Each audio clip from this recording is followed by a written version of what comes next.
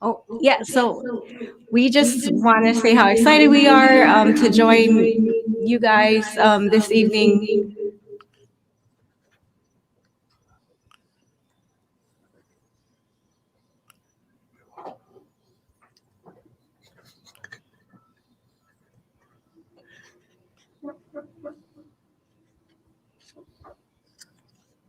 So it's our very first time here on Yuntaku. George Bartels is joining us all the way from Hilo, and DJ and I are here live at the Hawaii Okinawan Center. Sorry, guys.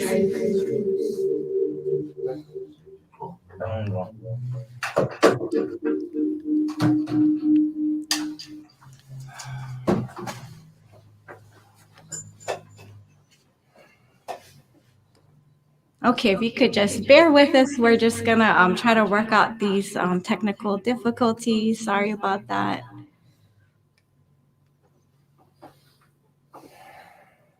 But we do hope all of you are doing well out there, and hopefully you can chime in and let us know what, I guess, where you're from and where you're chiming in from. Okay, awesome. So look, it looks like it's starting to get better.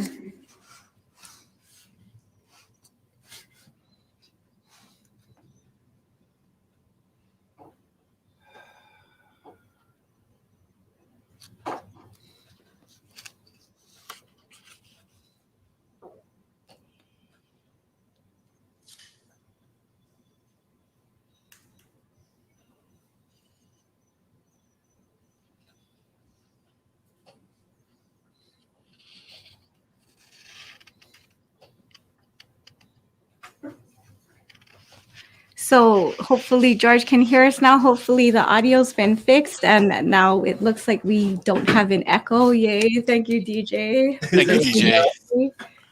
How are you doing, George? Can you I'm hear doing us? fine. Yes, I can hear you. Can you hear me? Oh, I'm sweating. It's funny, we've been doing this for a while. This is the episode number 44. 44. We're still having technical difficulties every once in a while. You know, it's crazy that we upgraded. You were looking around. We were in a little medium studio, but yet we still continue to have technical challenges. So I actually give a lot of credit to a lot of the live broadcasting people because so many things can go wrong. But I appreciate you for being flexible and patient with us. So hopefully everything sound good now? Thank you, Linda. Anyways, as I was talking to myself earlier on and nobody was hearing, I'm very excited because we have two new hosts today, and very excited because I think for the most part it's been Lynn and myself, and and then John, and I think it's exciting to have actually new people rotating and introduce you to the community. So I want to introduce Clarisse Kobashigawa here, and then also George Bartels. Welcome. Hi, Ty, everyone, and aloha. DJ. How's the first time so far? Oh, awesome. This is wonderful. Yeah. Now we're having fun, man. It's good to have a little bit of stress every once in a while. Mm-hmm. But hey, guys, would you mind, since some of you may not know or not familiar with George and Clarisse, would you mind introducing yourself? Maybe starting with Clarisse? Yeah, definitely. So I'm Clarisse Kobashigawa. I'm the current president of Oroku Azajin Club. This is the second year of a 2-year term that I'm completing. I'm also heavily involved with the HUOA on I guess as the umbrella organization. I did grow up in Honolulu, Hawaii, and I'm fourth generation, and my yago is Mikanashi, which is as anyone knows who's affiliated with Oroku Azajin, we always identify by yago. So thank you for having me, DJ. No, thanks to have you. And then she's also known as the voice, as a nickname for some of us, but we won't go in there at the moment. Hey, George, love to learn a little bit more about you as well. Long time no see. Where are you located? I am in Pu'uanahulu on the Big Island, halfway between Kona and Waimea. So I was retired in 2014, and many of you know we moved to the mainland in California, and we finally moved back to the Big Island on July 15th, so just like about 10 days ago, or a little more than 10 days ago. So we're here and we're getting closer back to HUOA. So I look forward to being there for this year's festival. I was Thanks for Very past exciting. president of Oroku many years ago. I don't remember when, but I was a past president of HUOA in 2013, right after Cyrus Tamashiro and before Christian Mabukuro. So I'm glad to be back. Well, welcome. Hooray. Glad, happy to have you. Just want to say hi to all the guests over there. Looks like we have Brianne Yamada, Bree, our Cherry Blossom Queen of 2021. Yay. Very proud of you. Thank you for joining us. And then also Q from Kaneohe. Good to see you, man. Yeah. And then Linda, as always, good to see you. So, as you see in the comments, really appreciate you joining us. And, let us know and where you guys are from, where you guys are tuning in from. And, if you have any questions for the guests, then let us know too. Put it in the comment. We'll try to put it up there and see if we can answer them. So welcome.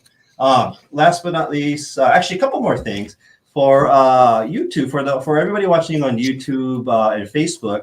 We really want to encourage and need your support in getting subscriptions. So I think we're all getting close to 3,000 right now.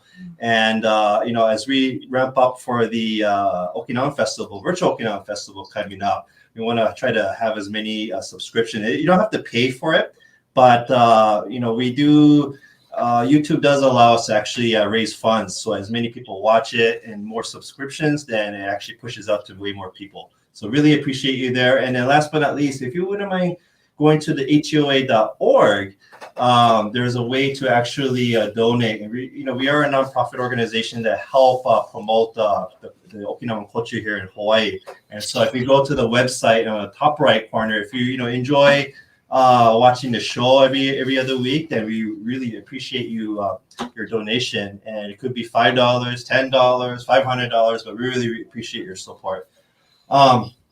Real quick, we also get a Purple Blast as well too. So on the website, there's also an area on the homepage to subscribe to our weekly, what we call Purple Blast. It's just an email notice, just to make sure. Sometimes it goes to your promotions box, so make sure to put a filter so it goes into your inbox. And real quick update on what's coming up for Okinawan Festival. We're about, I'd say, 40 days away, which is exciting and stressful at the same time. But we are getting close to festival weekend, so just put it in your calendar. September 4 and 5, which is a Saturday and Sunday, we're going to be featuring Virtual Okinawan Festival here on YouTube and Facebook. Just look for the HUOA website, okinawanfestival.com, and it'll give you all the information on what's going on. We're also partnering with KHON this year, and we'll be actually featured a 1 hour special for Okinawa Festival special on that Saturday night from 7 p.m. to 8 p.m. And then last but not least, Monday, September 6th, which is a Labor Day weekend, we are planning to have a mini Okinawan Festival here at the HUOA Okinawan Center. So more information to come. It is going to be a pre-sale ticket event. And just to make sure that we kind of, limit how many people come here. But we are having a mini festival, so more information to come. And pre-orders should be starting in around the first week of August. So more to come.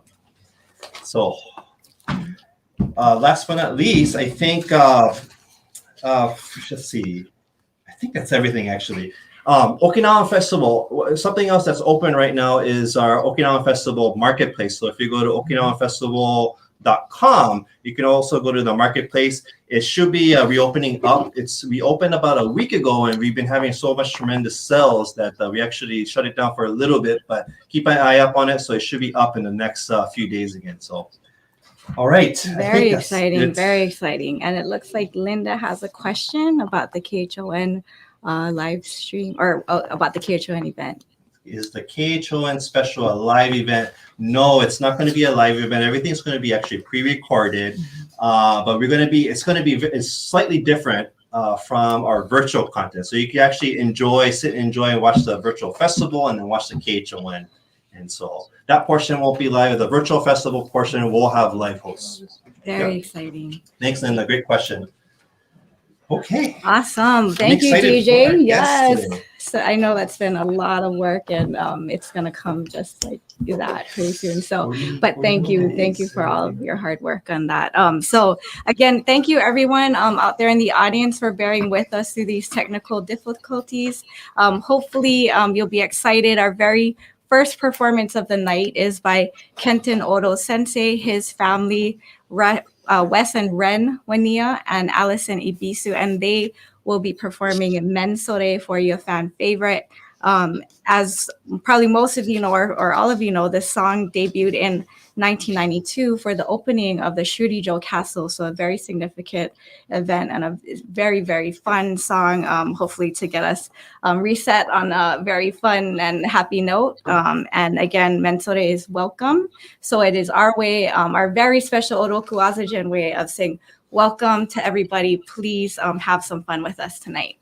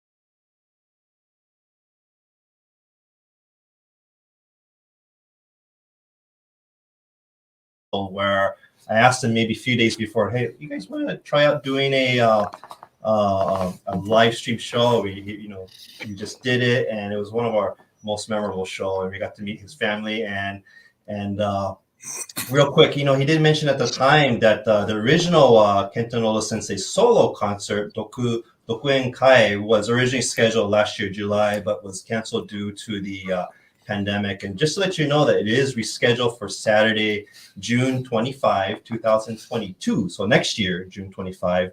The venue is going to be at the Pearl City Cultural Center, same venue as intended in 2020, and rescheduled from 2020. Tickets from 2020 will be honored. So if you already purchased tickets last year, make sure you keep it, and your tickets will be honored next year as well too. And then more announcements to come in 2022 e-ticket sales. So keep an eye out for that. And we'll make sure to provide information on this concert via our media channels. So stay tuned for more. Yeah.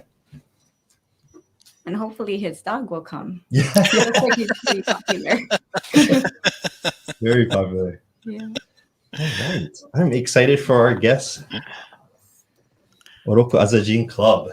Yeah, so it looks like George will start us off with some informational background history on when our club started and how it started or why it started, the specific purpose that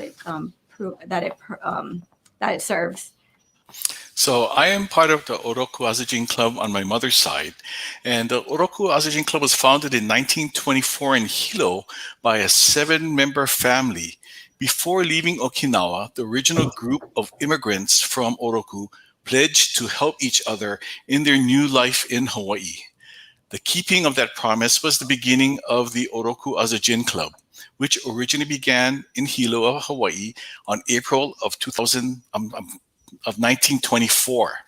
The purpose of the Oroku Azajin Club, like many Okinawan clubs in Hawaii, were created for both social and economic welfare. Example being the promise to help each other in Hawaii and the beginning of a new life in Hawaii. The original club provided support and invited everyone in the club to their weddings. Later, the club provided help with funeral services and also financially through the use of tanamoshi, which many of you are familiar with. The Oroku Azajin Club members started many restaurants that have been memorialized through the Oroku Restaurant Project, which we will cover later in this program. Awesome, thank you, George. And so very fittingly, we have our first interviewee or first guest, I should say. Dexter Teruya is here live at HOC, and we'd like to bring him on and start just to talk story with him a little bit about his background. Hi, Dexter. Hello, everyone, and welcome to the 3-hour Dexter Teruya show. Sorry, wrong script. Oh, let me start again. Haisai gusuyo. Wanne Dexter Teruya. Yaibin. That's all the Okinawan I know. Oh, it's nice to be here. Awesome. Thank you, Dexter. So yeah, if you could tell us a little bit about yourself and your family. And I mean, they play such an important role in our club at all the events. So yeah, if you could give the audience a little bit of a background on that. Well, I am a member of the Sansei generation, a true blue Aza Orokunchu. Both of my maternal and paternal grandparents immigrated from Aza Oroku, Okinawa. So in retrospect, I can say that I lived a very sheltered Orokunchu life here in Hawaii. I say that because when I was young, I was unaware of anything outside the Oroku Club. I knew I was Okinawan.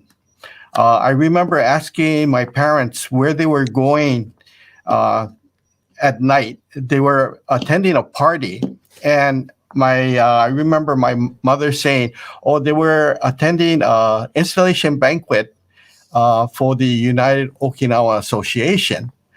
So I was really puzzled by that because, the only Okinawan club that I knew about was the Oroku Azajin Club. And, we went to New Year's parties, the annual picnic. And so I didn't understand why do you need a United Okinawa Association? It was many years later when I grew, I think even after I became an adult, I think it was still a number of years before I, started meeting other Okinawans from other clubs and slowly got involved in the HUOA Sports League playing volleyball.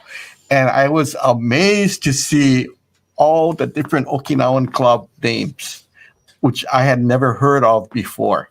But that was one of the things that the HUOA really did well in is the sports leagues, which helps bring the younger people into the clubs.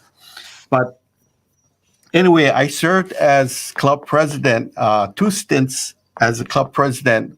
The first one in 1993 to 1994, and the second time from 2013 to 2014.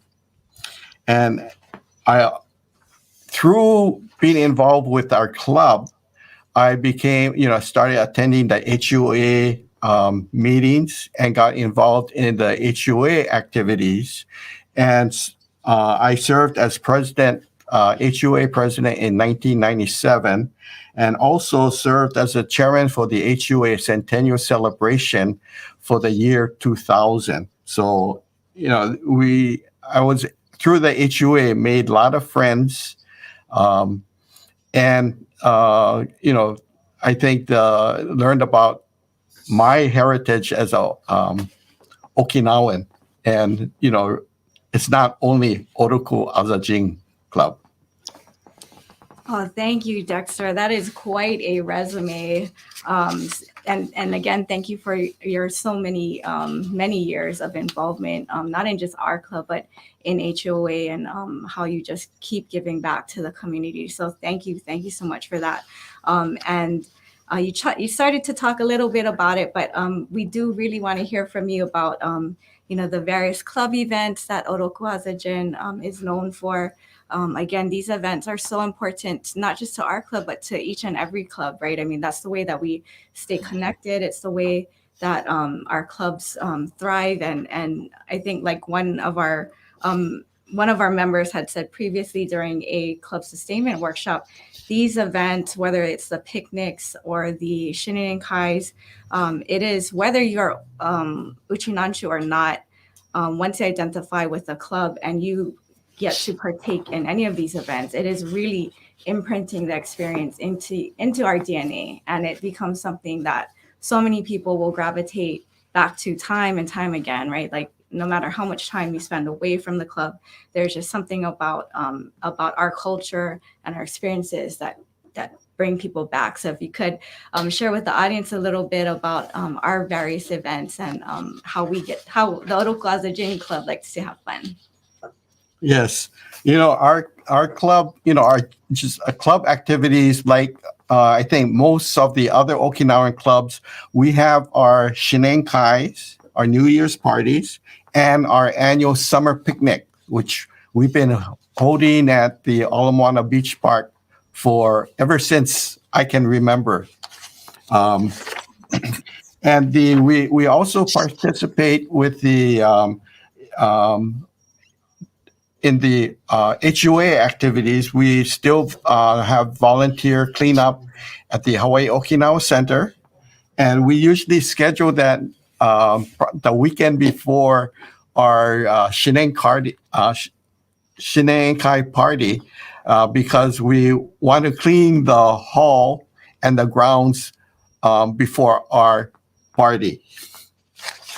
The other thing that we get involved in, and we help out with the craft fairs, and also for the Okinawan festival. For many years, I think this was probably from the time even before I became president of the HUOA. Our club has been mixing andagi batter and cooking andagi for the Okinawan festival. On Saturday, our club takes and mixes the Okinawan batter on Saturday at Jefferson. I think we have some photos of the mixing the andagi batter from Jefferson School. This was I think when I looked through, it was from the year 2017 Okinawan Festival. And on Saturday, we would start from 6 o'clock in the morning. And Saturday, we would mix 350 batches of Okinawan batter.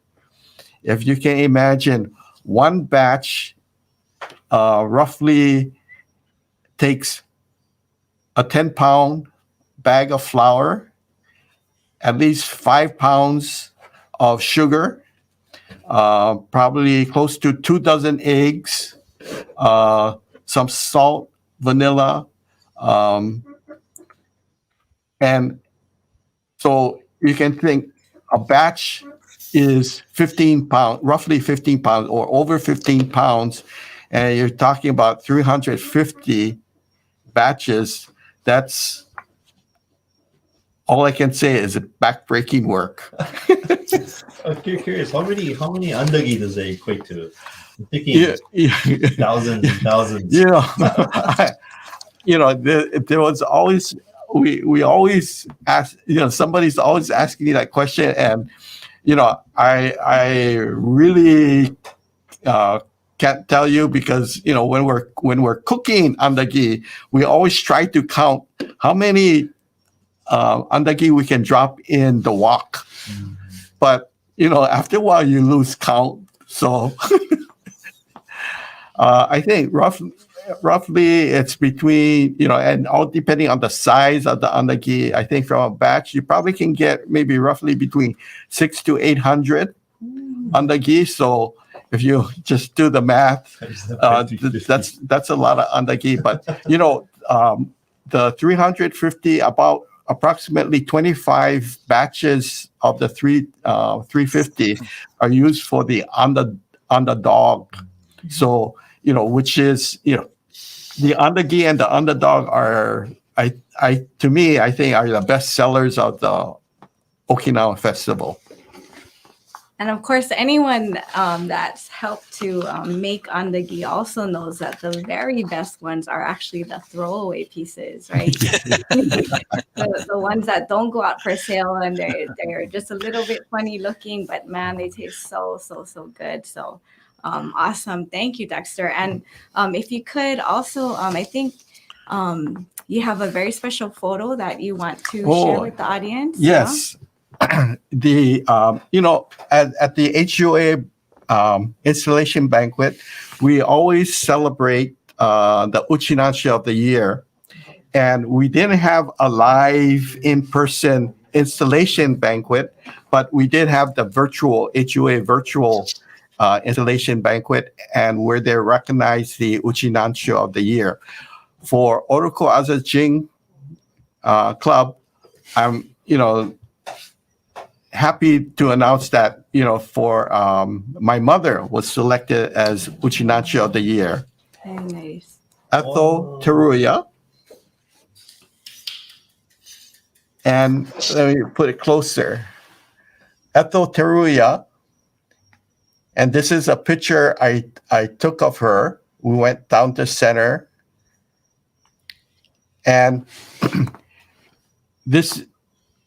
she's probably going to get mad at me, but I will also announce that we celebrated her Kajimaya birthday.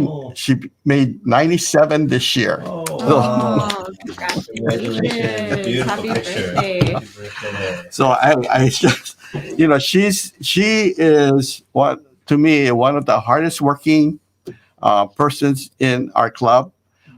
She's been responsible for selling, our festival scripts at our annual summer picnic. So, and also, when we have any ticketed events, she knows which of our members are interested in going, and she calls them up to distribute the tickets. So she is a wealth of knowledge, and she's 97, going strong. I can't wait for the 100-year birthday. Oh yeah, she is actually, just a true testament to excellent health and what hard work really does. She is always active at every single picnic. She's probably like one of the first ones there to set up, and definitely one of the last to leave. So we really, really are appreciative of Dexter, his mom, their entire family. They really are a driving engine of our club. And Yeah, so thank you for that, Dexter. And if we could, I think actually we have some awesome picnic photos. If it's not too much of a hassle, it would be great. And otherwise, we can definitely jump into the next part of our program, which is Dexter, if you can you explain to the audience a little bit about how we as a club retain our very unique tie with Okinawa? Okay. As a member of the Sansei generation, most of us who do not know how our club started, probably do not know our relatives in Okinawa. Maybe our grandparents or parents are familiar with them. But I recall back in 1995, we received a letter from Oroku, the Oroku community leaders, asking to come to Hawaii, and they wanted to meet with members of our club. And we, first of all, I don't speak Japanese, and the letter was in Japanese, so we needed to get it translated. So after we got it translated, it said, they wanted to come to Hawaii, meet club members, and they also wanted to give a donation to our club. And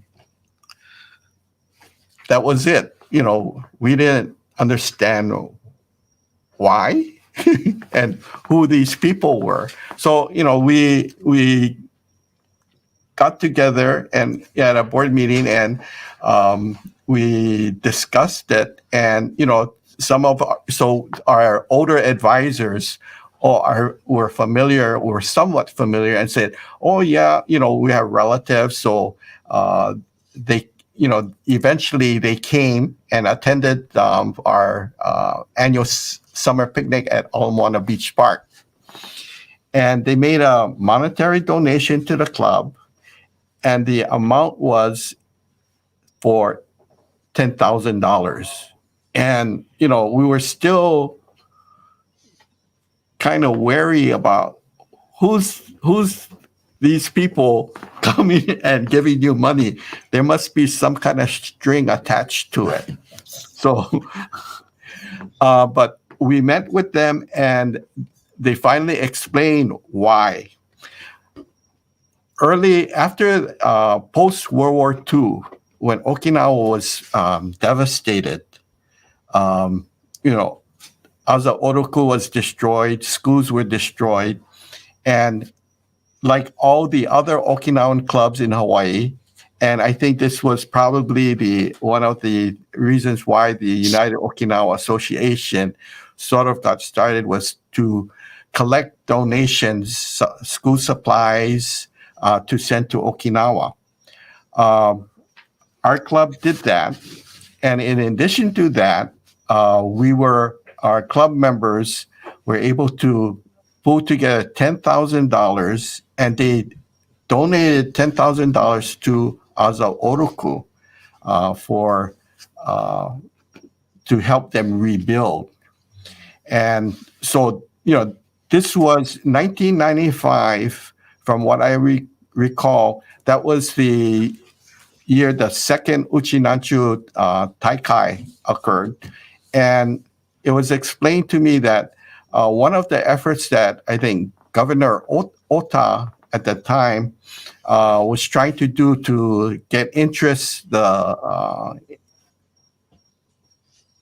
Uchinanchu Taikai interest, is to get the Okinawan people to reach out to the Okinawans who immigrated away from Okinawa, and to get them to come back and visit during the Uchinanchu Taikai. And so this, as part of that effort, they wanted to take a step to return the money that we had, our club members had donated to the community. And I wanted to show some pictures that we were able to put together. And there should be a picture from it was taken in 1949. I think it's it's this picture. I know it's hard to see, but this was a picture from a book. And if you look at the picture, you see the school kids, teachers, staff members. I think even probably some parents, members of the PTA, in a group photo. The back building is a thatch roof building, which is their school. And in the front row, they have a display of all the school supplies, clothing, equipment, and sewing machines that were donated by Hawaii, the Orokunchus from Hawaii, and also Brazil. And I wanted to show this picture because down at the bottom, they had this sign in English, "Thank you very much." And the rest, it was too fuzzy to read, but, it was their way of thanking the Hawaii and Brazil, the Orokunchus that had immigrated to Hawaii, who had sent the donations. And that was in 1949. And then following that, the Hawaii members were able to, as I said, scrape together $10,000, and they were able to send it to Okinawa. And again, I'm sorry, I don't speak Japanese. So, when they were explaining things, it was hard to understand or exactly what they were saying. So, over the number of years, probably like over 20 trips that I went to Okinawa, slowly I picked up more information each time, and they showed me, took me places within as a Oroku to show me what they were talking about. But we have a picture of 1953, and this is the Oroku Elementary School. And this was a group picture to commemorate the completion of the library building at the Oroku Elementary School. And we had 4 of our Hawaii members able to attend the ceremony. And down the front row, from left to right, left is Zentoku Uehara, Yago Irimiji. Next to him is Kame and Ota Uehara. Their Yago is Mikumushigawa. And then on the far right is there's a fly. Ushi Teruya, Yago Uehanjame. My Yago is Uehanjame. The Ushi Teruya is my grandfather. So, when I first saw this photo in Okinawa, I recognize these people. And so the funny thing about it is I was asking my cousin, who's her parents or her grandparents was Kame and Ota Uehara, for this photo. And she found the photo. And in addition, she found another picture. I just wanted to show this one, the next picture. is, and I'm sorry, it's very small, but it's the same picture, except this is probably maybe like 5 minutes earlier when they're setting up for the picture, because there's someone in the center of the picture, I guess, directing who should sit where. And off to the side of the pictures, you can see some children running off screen. So I just thought, oh, that this was like a live action shot. So Either that or a photo bomb. yeah.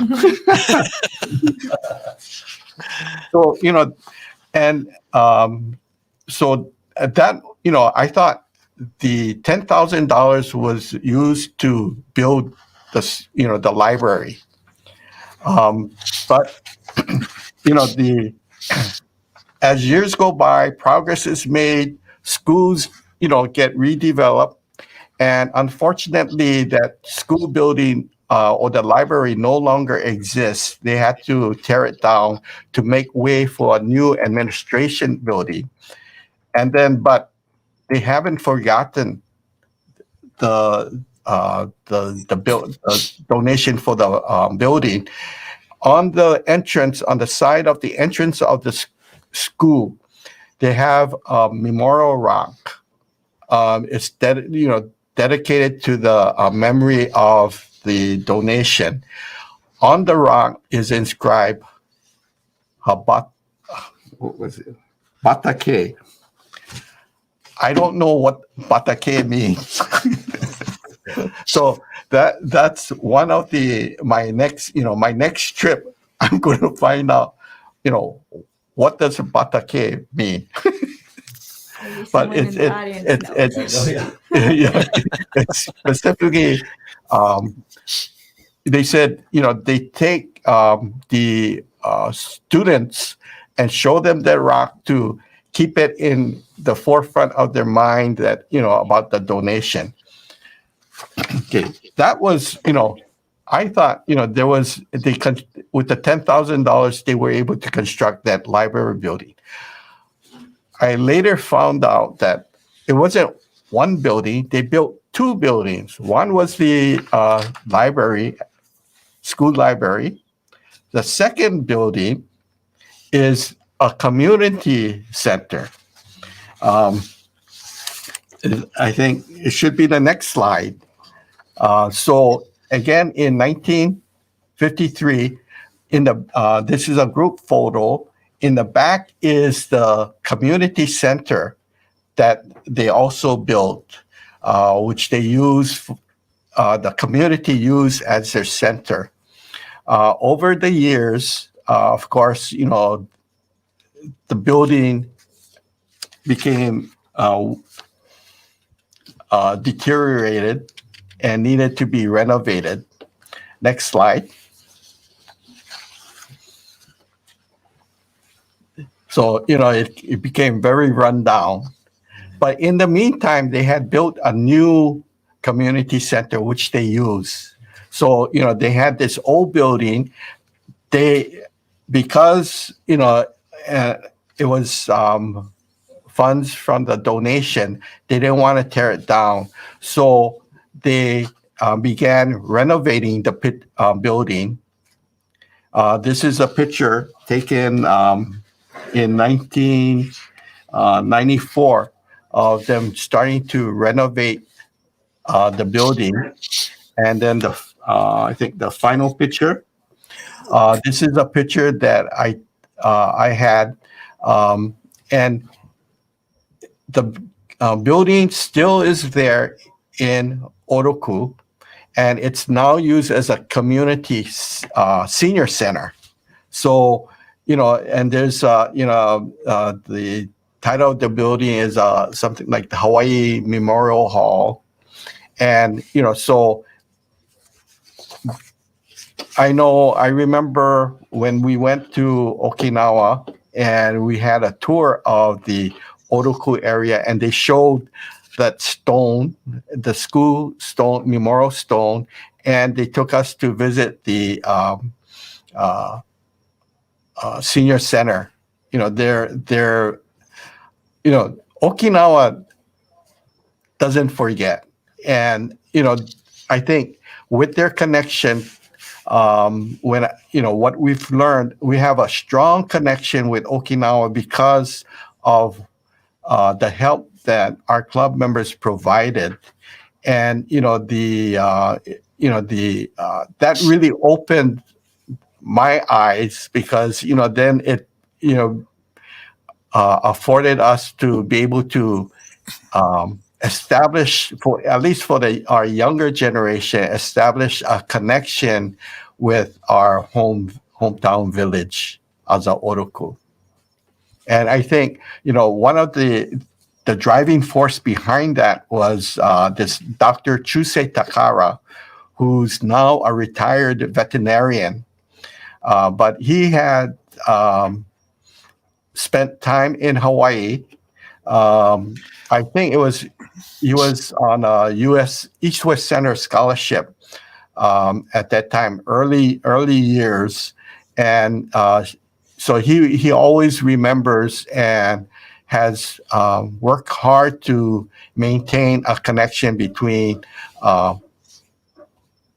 Okinawa and Hawaii, and he also does the same thing with Brazil.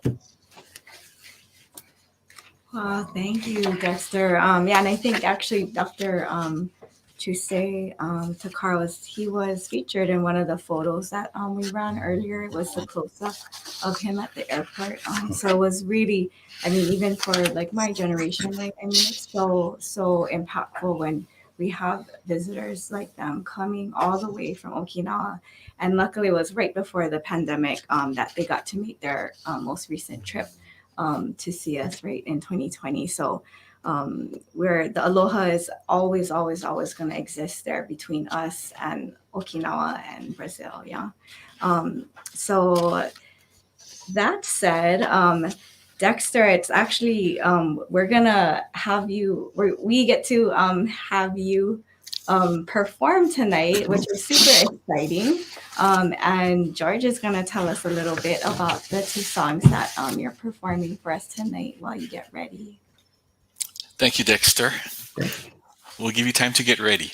So Dexter's going to be performing for us, and I'm going to tell you a little bit about the two songs that he's going to perform. And Dexter has been playing Sanshin for a while, and for those that remember Dexter, he used to always be at the center practicing by the ponds, and over the years he's gotten grown into the music, and his performance has shined. So tonight he's going to do for us Tsundara Bushi and Kabuyama Kuishi Bushi, folk songs from the Yaeyama Islands, more specifically from Kurashima, one of the small islands of Yaeyama. This is a sad song of separation and lament. Sometime in the 1700s, the Ryukyu government used shima bagari, island splitting, to force relocation of residents of one island to another island for various political needs and reasons. This would entail the government officials walking through a village and dropping a stick in the road. The people on the left side of the stick would stay on the island, and the people on the right side would move and be relocated to another island. Tsundara Bushi and Kabuyama Kutsui Bushi tells a story of childhood friends who grew up together with hopes of being married, now being forced to separate. The Tsundara refrain in the song is a lamentation meaning too bad. Currently, due to the COVID pandemic, we are faced with a forced separation. So it is a song that is really embracing the meaning of where we are today. Well, thank you very much for the beautiful explanation, George. And I think, is Dexter ready to go now? I think he's just getting ready, but while he's still getting ready for his performance, I just want to get back to this connection with our respective clubs. It's just amazing that even after 100 years of immigration, that we still continue to have these strong bonds with our township. And so, I mean, great to hear. It's not just, I think even now, when you go visit Oroku or your respective clubs in Okinawa, they welcome you with open arms. And, you see a lot of that with a taikai that's in previous years, and even one coming up. And typically they have, I'm not sure Oroku has a party. Oh, I've for heard the hometown, stories. right? Yes, we But do. But real quick, while Dexter's getting ready, when you go to the Taikai, a lot of the towns, if you're a part of a different town, you can actually sign up to go to a lot of these township welcoming clubs. So that's something I highly recommend as registration comes up in the next few months, that you also look into your township. It's a great way to connect and stay connected with your community. Yeah. So DJ, are you looking forward to the Taikai coming up next year in your year? I'm not sure yet. It's been so busy getting ready for the festival that I haven't had a chance to really think about it too much. But I'm actually very excited for the opportunity. I've had a chance to visit the Taikai. This will be my fourth one this year. Okay. But actually the Taikai is what kind of ignited me to getting interested about learning more about the Okinawan culture. So I highly recommend it. If you've never been to Okinawa, if you've never even been to the Taikai, it's a great way to kind of be introduced to the culture and Okinawa as well too. But yeah, I'm very excited. I'm sure it's going to be very busy. I know you're talking about hopefully the clubs in Okinawa, or the different villages, and for some families, it's a little difficult juggling which event they're going to go to, because many of the villages may have their parties on the same night, and quite a few families belong to more than one village, so they have to pick and choose which family or village they're going to visit, during the Taikai. Point. I think Dexter is ready now. He is going to be performing Tsundarabushi and Kubayama Kuitsibushi. 間違ったかなすいません。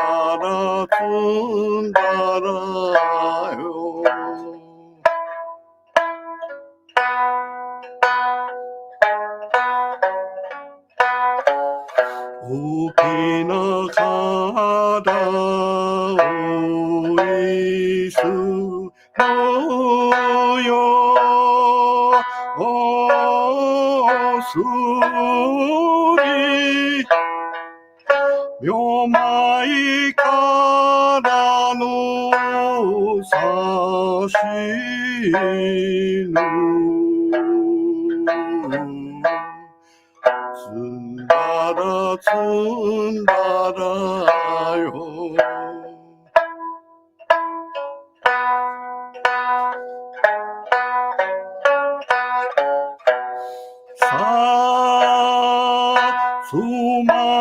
수마바가리 데우 파라레요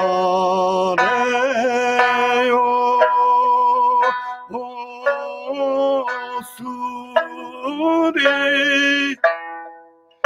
봄바가리 데우 파라레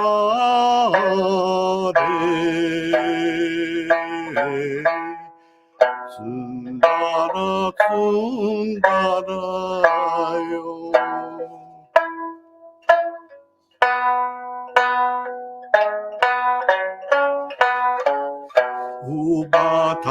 우바탕가 두개나 이요 수리 노소코네 마기라레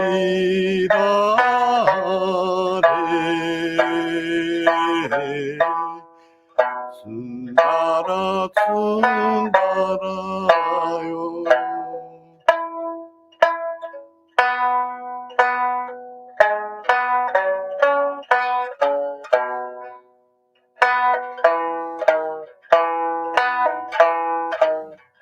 구루수마니 우루케야 사푸수마니 우루케야 아리누 춘다라요 가누샤마요 수마비티수야리 우리 봄비티수야리 우리 아리누 춘다라요 가누샤마요 나비신 마푸타루 유이푸나군 마푸타루 아리누 춘다라요 가누샤마요 야마이킨 마푸타루 이소렌 마푸타루 아리누 춘다라요 가누샤마요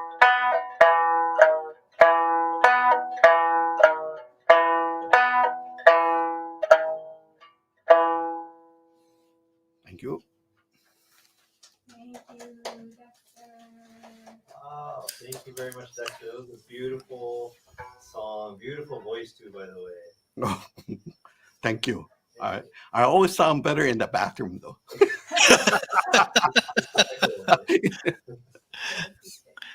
But great to great to have a live performance because it's been a while since we've had a live performance. I think we've been playing a lot of video performances of late, and great. I mean, it sounds so much more powerful to hear it live.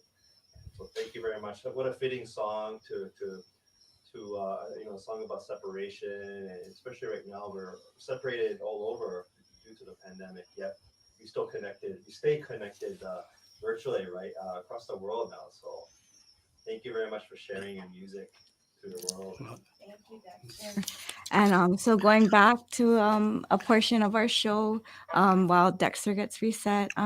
So again, the picnic is such a joyous time for our club and as for every other club, but it's so fun and to see all of the different families gathered together. And for our club, I mean, I think we have usually a couple hundred at least at each picnic, and each family has their tent staked out well in advance. And so we just wanted to share these photos of the picnic with the audience, and hopefully some of you will recognize family and friends or yourself maybe, but it's just really, really awesome photos of the various games that the children play, even the adults. There's Lyle Hosoda. He's part of the what we call the Okinawan marching band. When you get everyone out to the center and everyone bangs on the pots and stuff, right, George?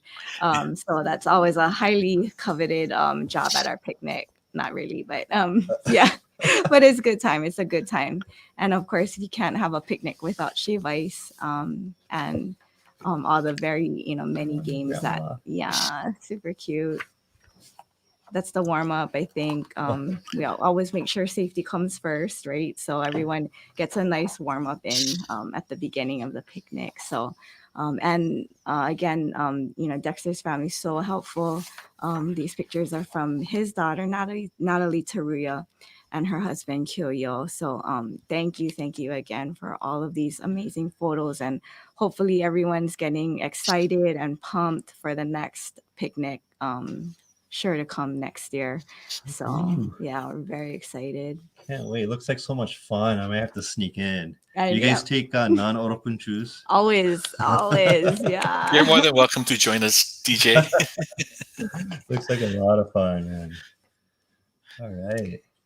So moving along, we have up next the restaurant project, the Hawaii Okinawan restaurant project, which also is a very, very important project to our club specifically. And so we will have Howard Takara and Jean Kaneshiro talking or explaining to the audience about, I guess, the significance of that project and how it endures to today. Hi, and good evening. I am Jean Kaneshiro, and this is Howard Takara. We are members of the Oroku Azajin Club. This evening, we want to speak about a project which has been 20 years in the making, and we hope will continue beyond our lifetime. So let's start from the beginning. Susan Kodani, president of the Japanese Cultural Center of Hawaii, hearing that the Columbia Inn was closing in January 2001, called me to document and videotape the closing. And Susan felt that the Columbia Inn was a well-known gathering place and a vital part of the Hawaii restaurant history. I urged Susan to help make a proposal to the United Okinawan Association to conduct a joint study to record and document the Okinawan-owned restaurants in Hawaii, and not only the Columbia Inn. Those restaurants played a major role in the business and historical role over the past 100 years. The HUOA approved the joint project with JCCH in early 2001. So Howard, how did the Oroku Azajin Club get the assignment of this project? Following a HUOA Board of Directors meeting, my daughter, Holly Takara, president of the Oroku Azajin Club, came home that night and said, "Hey Dad, we got the Okinawa restaurant project assigned to our club because Columbia Inn and the Kaneshiro family are our club members." The project committee was formed with co-chairs Holly and Howard Takara, members Jean Kaneshiro, Columbia Inn, Wallace and Ethel Teruya, Times Grill and Times Supermarket, and Masaji Uehara of Smile Cafe and Ilima Drive-In, Richard Takara of George's Inn, David Takara of Kaimuki Inn, Frederick Takara of Cafe Paris, and Jane Takara was secretary. Also we had Carlene Chinen, then editor of the Hawaii Herald newspaper, and also Susan Kodani, president of JCCH. The committee knew that the total number of Okinawan restaurants was very, very large. So working with a volunteer group, it was difficult to take it at once bite. We worked it out where it be done in 2 phases. Phase 1 was the Oroku-owned restaurants, followed by phase 2, which would be all the other restaurants which would be statewide. We started listing all the restaurants and started a database which included the names of the restaurant, the locations, the name of the owners, and when it opened and ended. Jane, tell us about the second phase. Phase 2, the committee decided to do two things besides compiling the information in a database with the information we gathered. One was to make the information available for future generations to do research and preserve the products in an archive. The second was to do an exhibit to take to the Okinawa Taikai in Naha City. The first traveling exhibit was 10 panels measuring 4 feet by 8 feet. We had the guidance of Dr. Tom Globey, chair of the UH Art Gallery, who asked a senior student from Maui, his name was Marwin Yagin, to meet with us to do the layout and the materials used from our information that we had compiled. The exhibit was more than what we expected. It was not only perfect to tell the story of the success of the Hawaii Okinawan families owning and operating restaurants in Hawaii, but it was a work of art. It told the story with pictures, menus, attractive graphics which captivated the viewer's interests. We had many new leads of other restaurants owned by Hawaii Okinawan families as a result of that exhibit. We first showed it at the 2003 HUOA Festival in a cultural tent, followed by the Worldwide Uchinanchu Business Conference, which was held at the UH East-West Center, the Japanese Cultural Center Japanese American Citizen League Conference at the JCCH, and we also did several HUOA Club Shinenkai events at the Hawaii United Okinawan Center. We then produced a reduced-size Mylar copy of the exhibit, which measured 3 feet by 6 feet, and which we took to the 2011 Okinawa Taikai in Naha. This was a major accomplishment for our committee. With the help of many people, especially our Oroku member Liz Teruya, who was living in Naha at that time, and we got permission, and she helped us get permission to display it in the Okinawa Prefecture Museum. We produced many brochures but in 4 languages, English, Japanese, Spanish, and Portuguese, to explain each panel and the story of the successes of the Okinawans who immigrated to Hawaii to work the sugarcane fields and eventually found their way to the restaurant business. It received many good comments from all who viewed it. So Howard, tell us more on accomplishments. We accomplished the following project goals. Identified and documented 75 restaurants owned and operated by families of the Oroku Azajin Club. Identified some 275 more restaurants owned and operated by Okinawan families on all islands of Hawaii, making a grand total of 350 restaurants. And we are still counting as more families and are identifying and discovering their own family histories.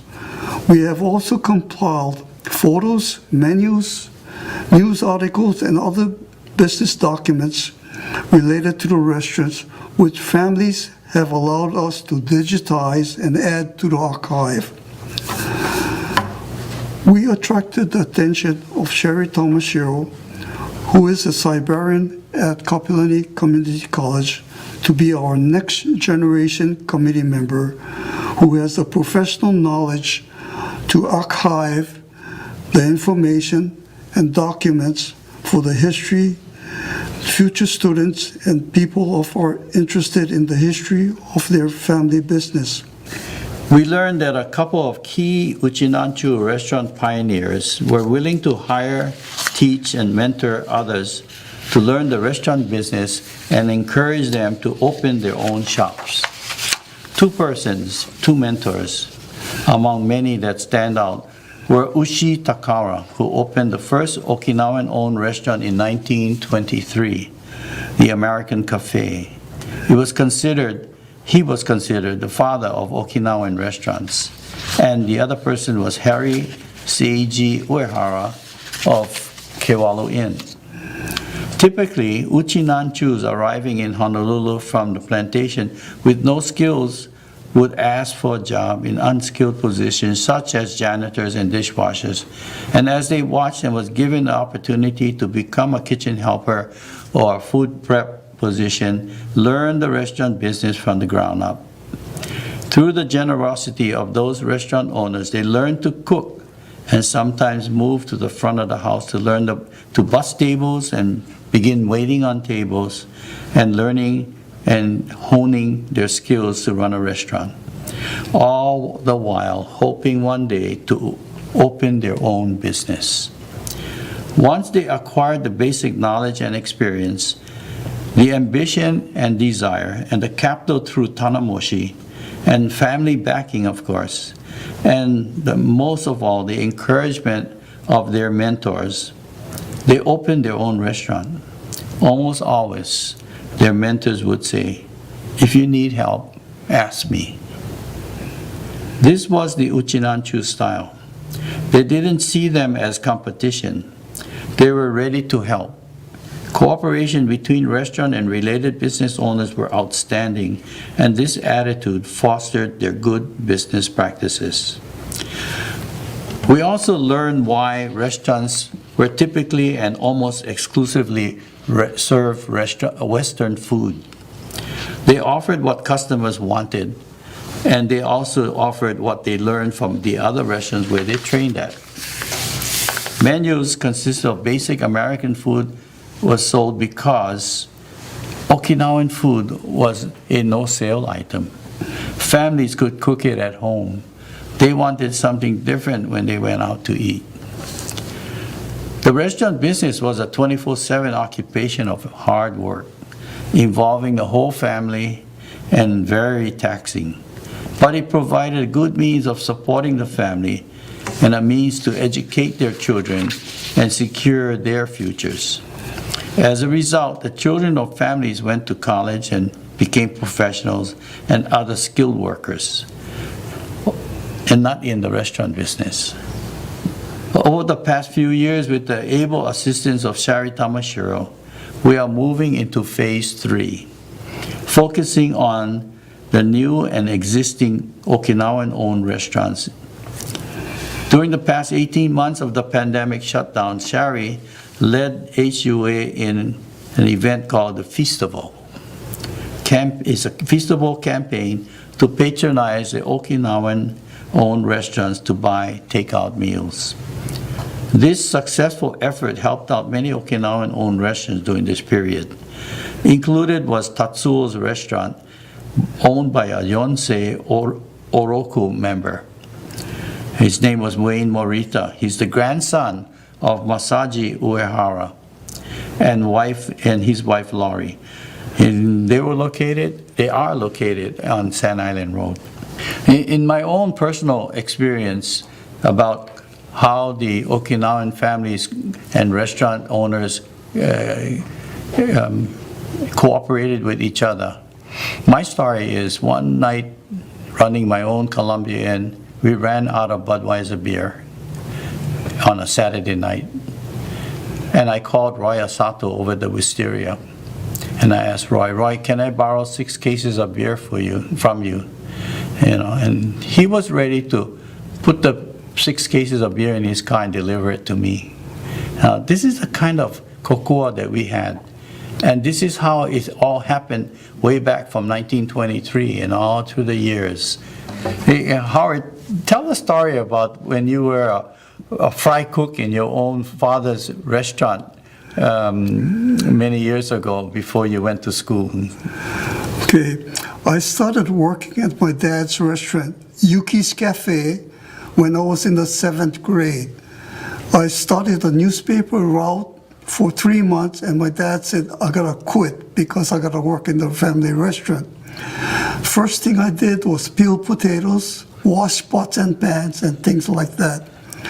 Gradually, over time, with age, I started to learn how to do some fry cooking, where by the time I got to high school, I was able to take one shift as a fry cook. My dad asked me, do you want to go to college, or you want to be at the stove every day like I am? And that was a real eye-opener, and no questions. I'd rather push a pencil than being a fry cook or owning a restaurant. So I told Dad, I want to go to college. He said, okay, I'll support you with your education, but you got to help out the family business. And that's how I got to go to the University of Hawaii and graduated as a civil engineer.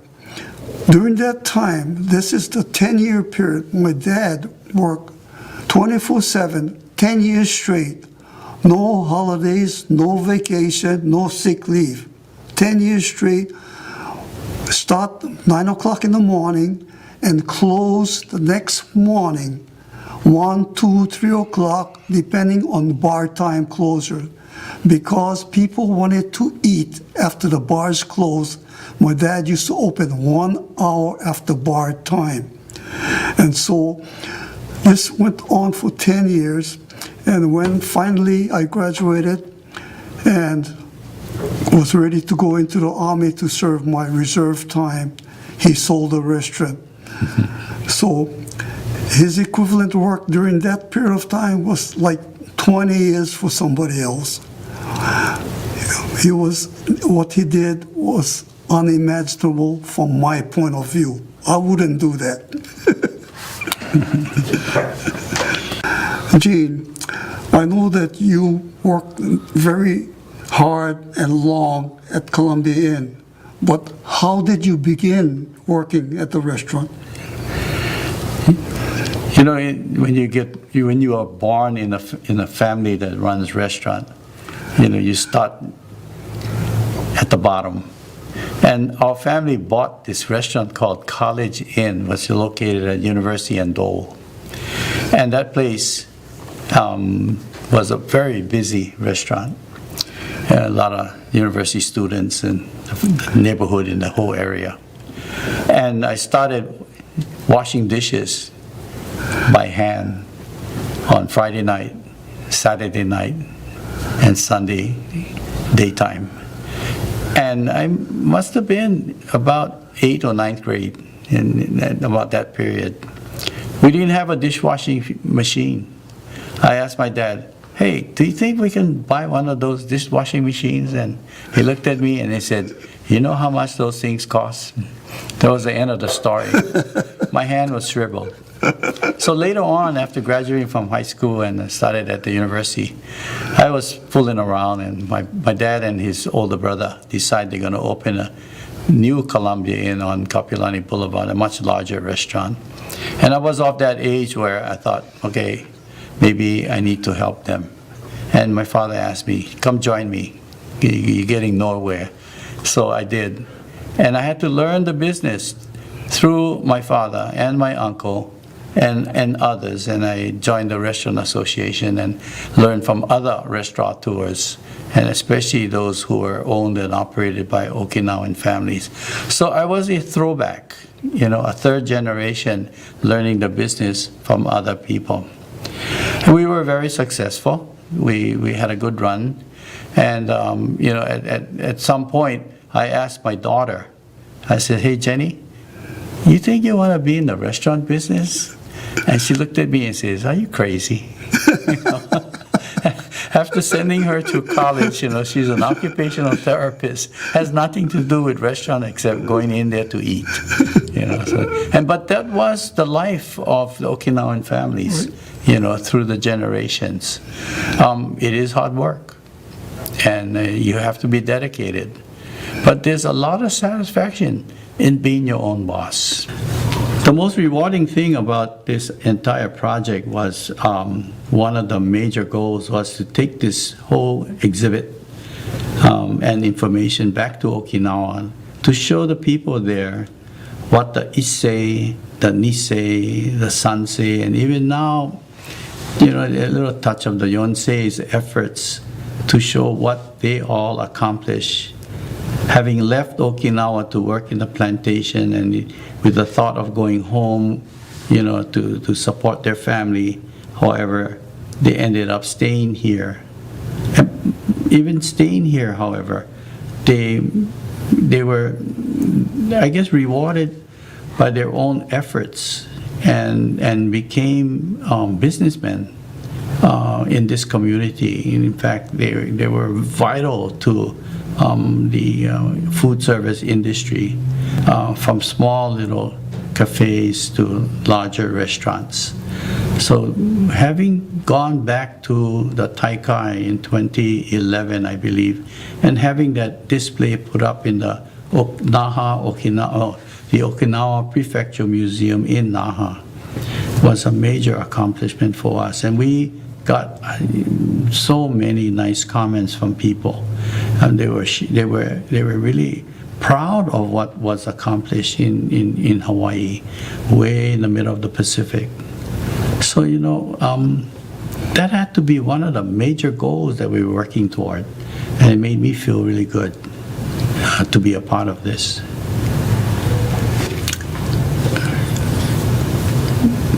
One of the other reward or accomplishments, I'm going to call it,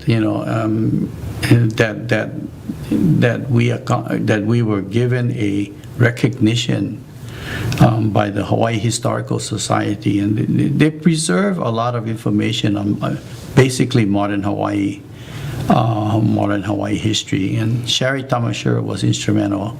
She was the president of that society, and with her influence and with the blessing of their board and their membership, Howard and I received Kahu Ikena was the title. Keeper of Knowledge is what it meant.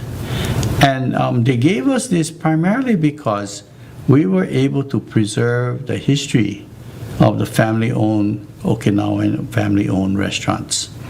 And we did it and was given this award because we were not professional archivists, historians, or collectors.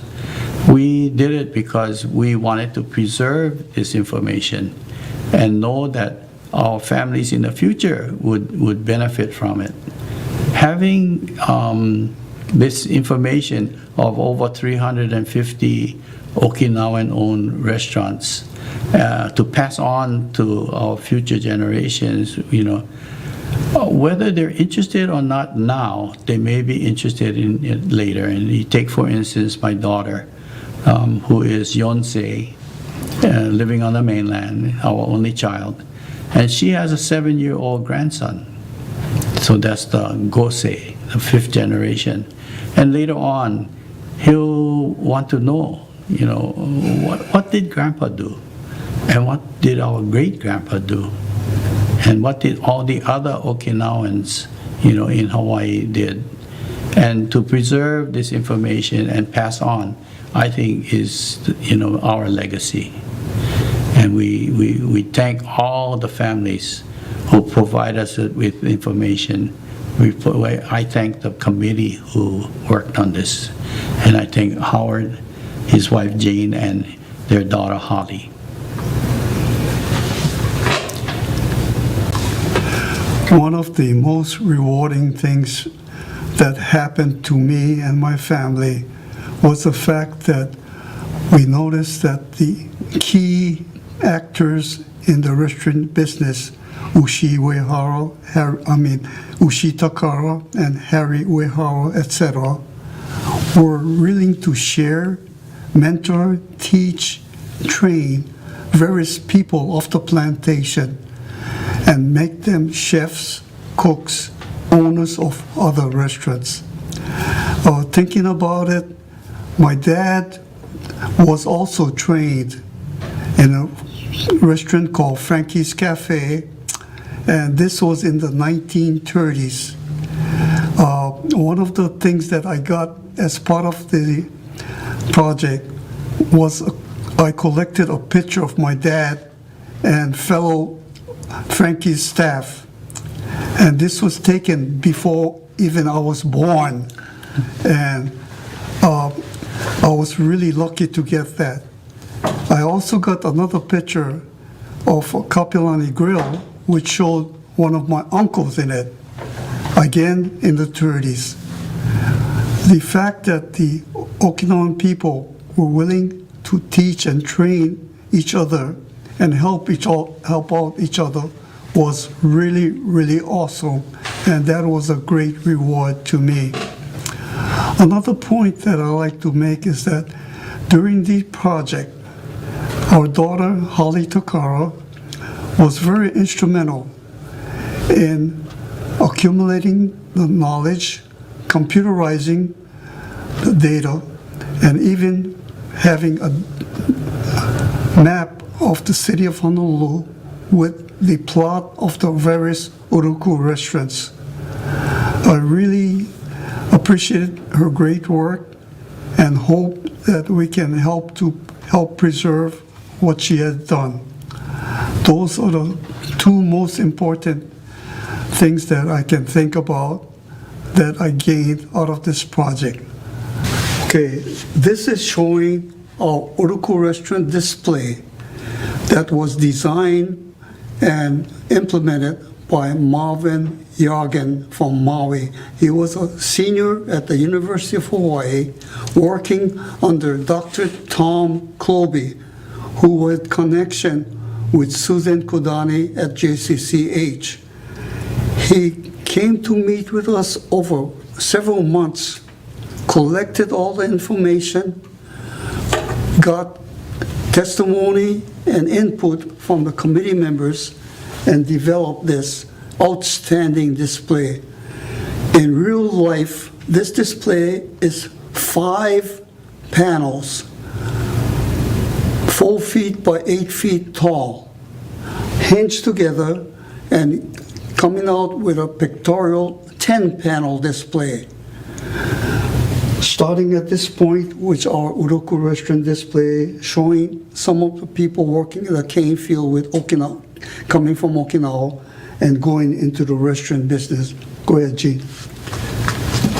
Each panel is numbered, and there are 10. And when the display is set up, it runs about 16 feet long, and people can walk around. And we printed a brochure for a self-guiding, and each panel is described in there. And we have it in 4 languages. English, of course. We made it in Japanese. We made it in Portuguese because of our Brazilian relatives that are in Brazil. And we did it in Spanish because we have Peruvians, you know. So when we took this display to Okinawa, to the Naha Prefectural Museum, we had these brochures available. So they didn't have to really have a docent standing by. At their own speed and time, they can look at everything. So now, We can talk about Columbia now. if we turn this around, this is the other side of the 5 panels. So there's a total of 10 panels. And walking around this thing over here, and it showed different restaurants. The Smile Cafe, which was really an icon in Honolulu as far as the sports and sportsmen are concerned. They had good food, of course, but it was really a meeting place for all kinds of people, you know. And then, of course, my family was prominently displayed over here with the Columbia Inn. This project we have named the Hawaii Okinawan Family-Owned Restaurants is an ongoing study in the culture and way of life of families in the food service business. We are still seeking information and data of any past and current restaurants that was or is Okinawan owned. If you have leads on restaurants or any food service operation serving food and beverage in Hawaii, please contact us via your email hjtakara@gmail.com. That's Howard Jane Takara at gmail.com, or Gene Kaneshiro, Gene Kane at AOL.com. We are also seeking a college student or others who may be interested in helping with continuing the research and or documentation of this story for a major thesis in fulfillment of a graduate degree in ethnic studies or sociology, cultural anthropology. Before closing, we'd like to plug Sherry Tomashiro's second HUOA Festival, September 1 through 14, helping all Okinawan-owned restaurants and food businesses, as they will be serving special Okinawan food and goods during this time. Please dial in to HUOA.com and help out. On behalf of our committee, we thank you for your tuning in tonight. Yay. Thank you very much, Gene and Gene Kaneshiro and Howard Takara for contributing so much of your time and passion to this restaurant project. Such a treasure that we gotta be able to kind of share with our community around the world. And big mahalo to Sherry Tamashiro, who also actually looks like she's watching right now. She came on the show actually last year to talk a little bit more about the restaurant project, and she's been contributing quite a bit and kind of leading the charge recent times as well too, especially with anyway, she said serious respect to Howard and Gene. They are caretakers of knowledge. Without the countless hours of work they put into documenting Hawaii's Okinawan's restaurant, all that knowledge would be lost indeed. And so thank you very much, Sherry, for also chiming in. We're almost at the end of our show, but last but not least, we actually have two exciting performances by Kenton Odo sensei, who is also Oroku member, and Kenton and his family. And so they're going to be doing two songs. One is the Binuchi Bushi, which is a song about the flower of Niju tree that blooms so beautifully. The performers sing, "I wish I were as beautiful as the Niju flower." And then to cap it off, we also have with Kenton Odo sensei and Allison Ebisu performing Chibari-o, which is a song about hope. And so Kenton Odo sensei, yoroshiku onegai shimasu.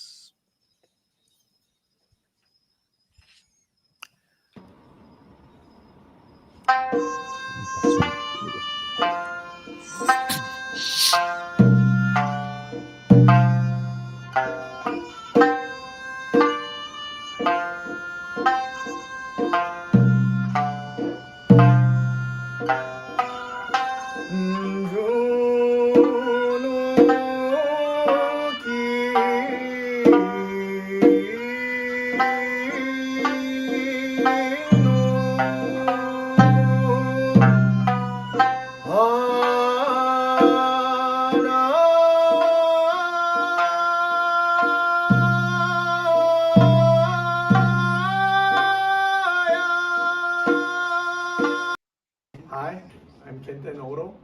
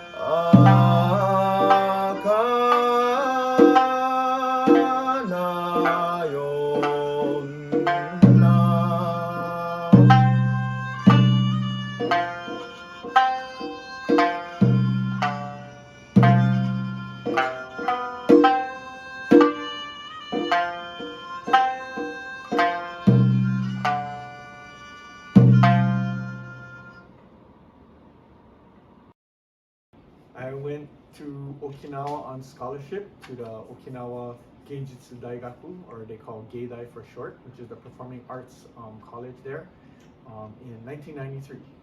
And I majored in utasanshin, but I had to take odori, kucho, and fue.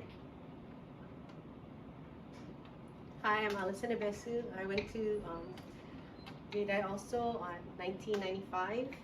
My specialty was also utasanshin. I studied fue, koto, odori. That's it. And taiko? And taiko. Me too, I did taiko.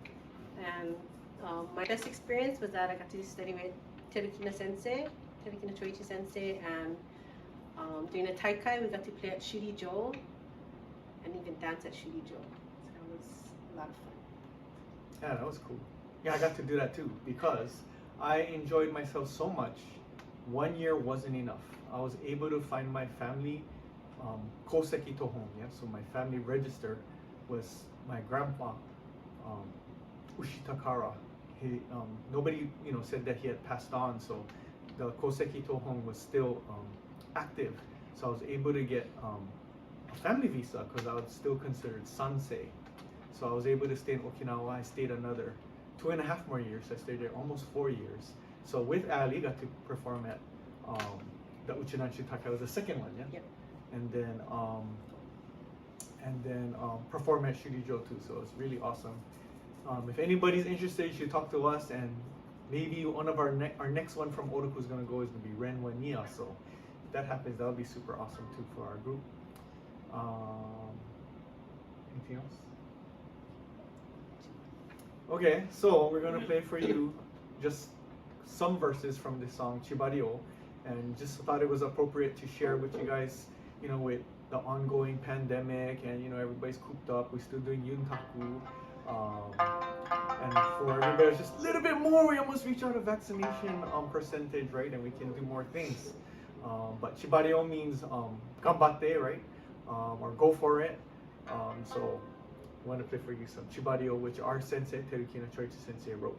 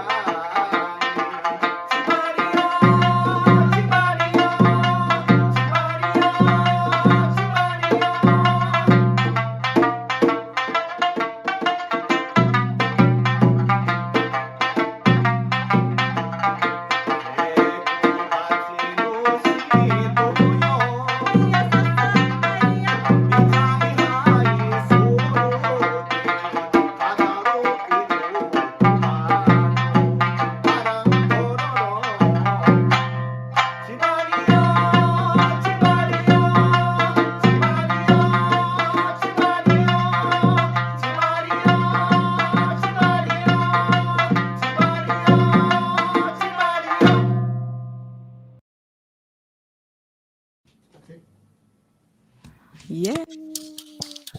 Thank you again to Kenton Awesome. Sensei and his and Ali and Ren. Again, Kenton we're so lucky that he took this time out with his students and with all of the other Oroku Azajin members to make these to tape these songs for us. We know he's been spending countless hours preparing his students for their testing, which is right around the corner, I think. So thank you again. And as a reminder, we just want to ask the audience again that or encourage the audience to attend Kenton Odo Sensei's solo concert, Doku and Kai, Oh, which is rescheduled to June 25th, 2022. exciting. Can't wait. Hey, and real quick, thank you very much, by the way, Clarisse and George and then all the guests here, Dexter, George, and Howard for sharing about your club. And it seems like a very talented group of members, right? How do you join Oroku Club? So you can contact us on Facebook, Instagram. Hopefully pretty soon we'll have a website set up. And again, thank you to the club sustainment committee, right, through HUOA. They did such an amazing job teaching all of the clubs how to do their website. So we're gonna take full advantage of that and get on board with that. But yeah, so we are more than welcome or more than welcoming to new members. Nice. Hey, George. Hey, Dexter. Hey. Dexter. We're recruiting for you right now, for you guys. You thought I was kidding, 3-hour show. It's okay, because I bet you and you guys, Shina and Kai, you guys could be talking story until probably 4 or 5 hours into the night, right? And having a good time. So thank you so much. But this is what the show is about, right? There's really no set time. And we just hear everybody's story and just talk stories. So thank you so much for taking so much time. I realize you guys prepared quite a bit, right?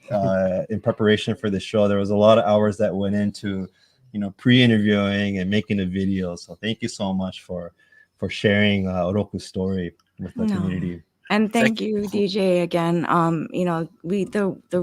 The main reason we wanted to do this was to also encourage other clubs to come onto Yuntaku, right, and share what they've been doing. Because as talented as our club is, and as lucky as we are to have each other, there are so many other clubs out there, and not to forget the neighbor islands either, right? The extent that they go to make sure that they have that they're keeping their members together and in touch. Shout out to Robert Kaneshiro. But yeah, so thank you to all the clubs that are making HUOA the organization that it is today. And again, we hope that that we will see more of these clubs on Yuntaku. And the silver lining, right, with this pandemic, I mean, if there ever is one, is that we were kind of forced to pivot and use these Zoom technologies and even share with our community this way. And people like George, who's on a big island, and even another member, Delwayne, who's all the way from Las Vegas, able to reconnect with their club and stay in contact and be able to meet on a weekly basis. So great way to reconnect everybody. Hopefully you can all kind of reconnect if you haven't been, and then join your club. So thank you so much. Again, we're always looking for new content for the show. I mean, there's so much stories out there to be shared, like this restaurant project and Oroku Club. We have HUOA Lima, who's going to be on the show coming up. Okinawa Genealogical Society of Hawaii is also going to be joining us shortly. So any clubs out there who are, you'd like to, talk story and share your story about your club, we love to hear about you. So let us know. You can contact the HUOA office or either message us on Facebook. I guess that's it for now. I think so. This might win the trophy for one of the longest shows, but this is one of my favorite shows, I think, because I learned so much about Oroku, and food is always my best and favorite topic. So thank you so much for taking time to share and talk story Yuntaku with us. Thank you. Thank you. And thank you very much, George. Great to see you all the way on the Big Nice Island. to be back. We'd love to have you back, you, Clarisse, and even Dexter. You guys got to be our future hosts. Too kind. Well, thank you guys. And again, please don't forget to share and subscribe on YouTube, that big red button, if you haven't already. Be much appreciated. And we'll see you in a few weeks. Again, we're always going to be on the second, fourth Tuesdays of the month. And again, we'll be seeing you soon for the virtual festival, Okinawa Festival, which is coming up in 40 days. So thank you, guys. Have a good day. Good And night. Thank you. take care, guys. Thank you. Woo.